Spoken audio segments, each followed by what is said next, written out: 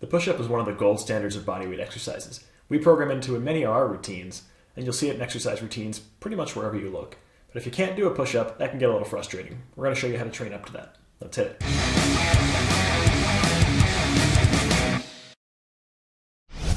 So to train up to a push-up, we're going to change the way we do a push-up. In this case, we're actually going to use a wall. So you see here, what's called a wall push-up. We can actually change the angle of what we're doing based on how much strength you have to start with and how much you need to work into this. So for a wall push-up, it's important that we tuck the elbows back, we're not flaring up to the side, then we engage the shoulder blades, squeeze them together behind us as if we're squeezing or crushing the shoulder blades, trying to squeeze a can between, kind of hold them between the back. So you'll notice for this, we're coming down based on the depth that we can and the depth that we're able to. Ideally getting yourself as close to the wall as you can, and when you're coming back up, you're not arching your back, you're not using your back to try and springboard you back to the starting position, but exclusively using the chest and arms and the back, but the top of the back, the lat muscles, to push yourself back up, not the spine itself. As you get better at this, walk your angle further back.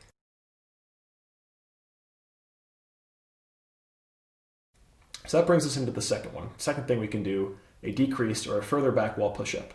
You can see here pretty much the same form, but the main difference here is that we are further back, further increasing the resistance and putting more of our own body weight against the wall and relying on the pecs and back and triceps more to do more of the work. Again, be focusing on keeping those elbows tucked in and squeezing the back together, lowering ourselves down a little bit more slowly, a little bit more deliberately. You'll feel a bit of resistance change. The focus you want to be mindful of really is how the depth has changed and how much strength you need to get from where you started with the initial wall push-up down to the decreased wall push-up. What I mean by that is if this is becoming too difficult, stay here, but decrease your range of motion a little bit or walk back up until you feel like you're ready to get a good 10 to 12 reps of this in. As the wall becomes too easy, we're looking next to the incline push-up. So the incline push-up, you will need a bench, a box, a chair, something just to put your feet up on. You'll see here, if you think of the angle of the decreased wall push-up or the walk-back wall push-up, this is changing the angle even further. So with the initial wall push-up, we're pretty much equal to the wall, making us closely parallel.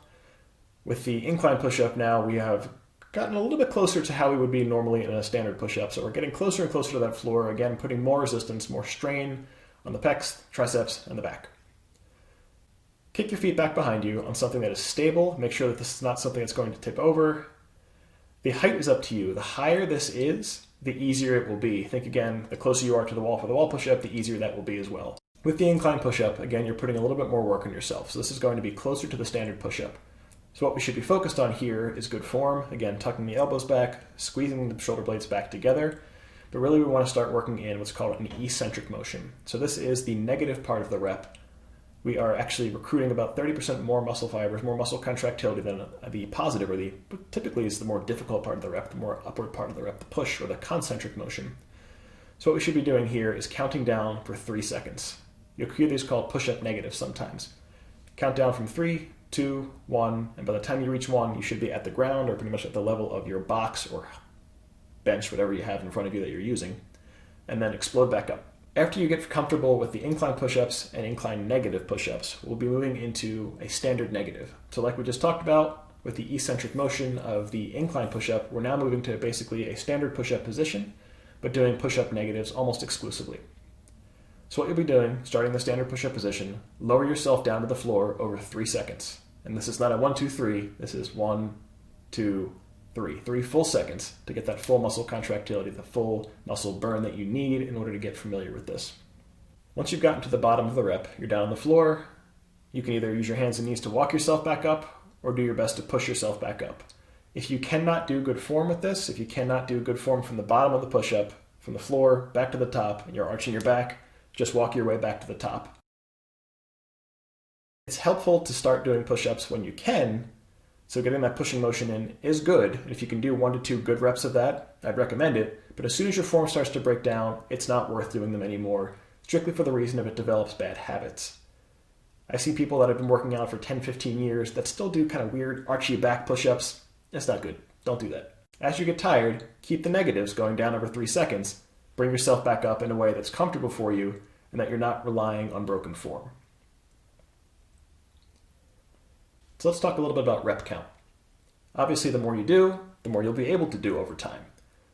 With the push-up negatives, whether that's in the incline or standard position, shoot for about 10 to 15 to start.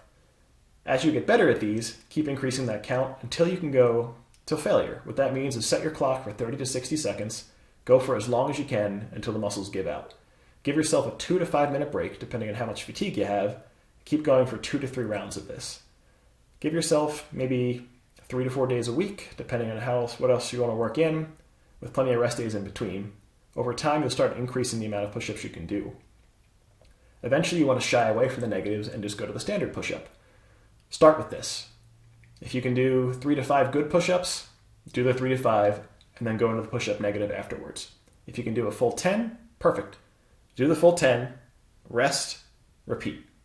Once you can do about 10 to 12, maybe 10 to 15 good form push-ups, you can stop doing the negatives and start just training pure push-ups from that point on. Over time, you will get better at these. Obviously, that makes sense. The more you do something, the better you get at it. The beauty of the push-up is that there's so many variabilities of it, so many varieties of push-ups. In fact, we have a push-up video with 26 different types. We can link that down in the comments or in the card here. You can check out different types of push-ups you'll be able to do, but really focus on good form for now with a standard push-up, being able to do what you can do and improving those numbers to be able to do 30 to 60 seconds. That doesn't mean go non-stop. You can take a break at the top, take a break at the bottom of the rep. Just continue as well as you can until you get to the end of your time limit. Don't set yourself short goals of saying, I'm going to do 15 push-ups today, 1 set, 2 set, 3 sets, I've done my 15, I'm done. Bodyweight workouts work a little bit differently. My 15 is not going to be the same effort for me as it would be for your 15. So do 30 seconds or 60 seconds if you're able to be able to actually maximize how much you can do to really improve your push-up form, strength, and the number of reps you can actually do. If you have any questions about what to do or how to do it, leave in the comment down below. We'll be sure to get back to you the best way we can. No matter where you are on your fitness journey, you'll always fit in with us. Good luck, and we'll see you out there.